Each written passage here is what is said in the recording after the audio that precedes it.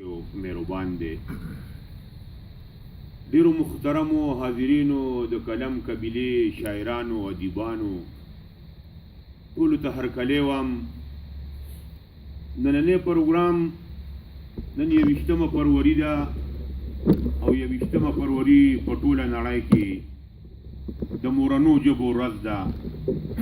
دغه مناسبت سره د کلیوال ادبي ملګري او هیواد پښتو ادبي تړون دواړو تنظیمونو په شریکه یو ډیر خوندور پروګرام را جوړ کړی دی چې څومره ملګري پکې شریک دي تقریبا ټول شاعر ادیب دغسې خلک به پکې ډېر کم وي.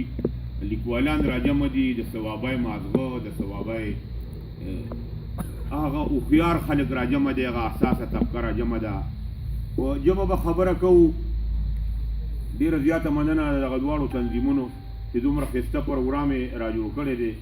خو د پروګرام یا د تلاوت د مخکې د دې ښکلي پروګرام د صدارت پګړی زمونږ د دې ثوابای هیډ چې زما د کلي دی. زه چې چېرته لاړ شم نو څوک رانه تپوس وکړي وایي نورالامین یوسفزی زموږ استاد دی.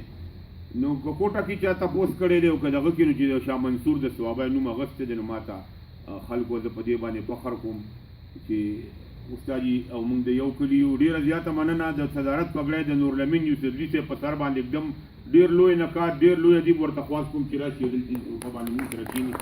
ډېره زیاته مننه کوم. ډېرو محترمو د صدارت نه وروستو موږ سره مشره میلمنه میرمن زه ورته سلامونه وړاندې کوم او یو جهان مننې کوم. ډاکټر نعمت یاسمین د پښتونخوا ټکسس بورډ د پېښور ممبر هم ده، د زیدي کلي ده. ډېر لوی خدمات دي د پښتو د ادب دپاره. د افسانو 15 کتابونه یې چاپ کړي دي. ماهر تعلیم ادیبه کالم نګاره او شاعره. زمونږ ډېره ښه خور سره د خپل بچي راغلې ده. ډېره زیاته مننه کوم او هغوی ته خواست کوم چې راشي او نورالامین صاحب سره دلته کښېني. ډېره زیاته مننه کوم. درود استقبال ورته وکړئ. زه ورته وایم چې توره که پسه شي د لوره ښه ده، توره که پسه شي د لوره ښه ده او تورزنه خور د دله روره ښه ده او زما د لختو وښو جونګړه ستا د پخو خښتو د کوره ښه ده.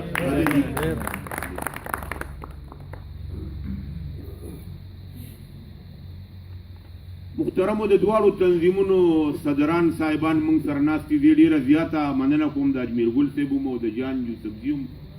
موږ دا ډیکوریشن داسې جوړ دی، په داسې حساب جوړ دی چې شو پیسونه دي د ناستې پکې هم دغه 2 سیټونه دي. بخښنه غواړم، معذرت کوم.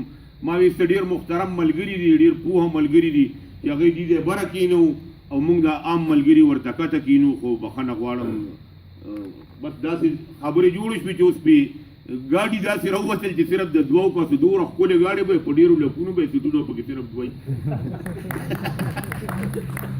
ډېره زیاته مننه کتونکو. ډېره مننه کوم کوم ملګري چې د فیسبوک په لیکه مونږ ګوري یا زمونږ غږ اوري. نن د ژبو ورځ ده، د دغه دواړو تنظیمونو مننه کوو. د هغې نه مخکې چې مونږ پروګرام په مخکې بوځو نو د دې ښکلي پروګرام آغاز کوو د قرآن کریم د تلاوت نه.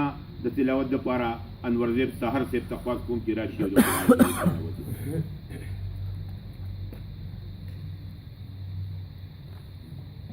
أعوذ بالله من الشيطان الرجيم. بسم الله الرحمن الرحيم. قل هو الله أحد الله الصمد لم يلد ولم يولد ولم يكن له كفوا أحد. صدق الله العظيم. جزاك الله. د قرآن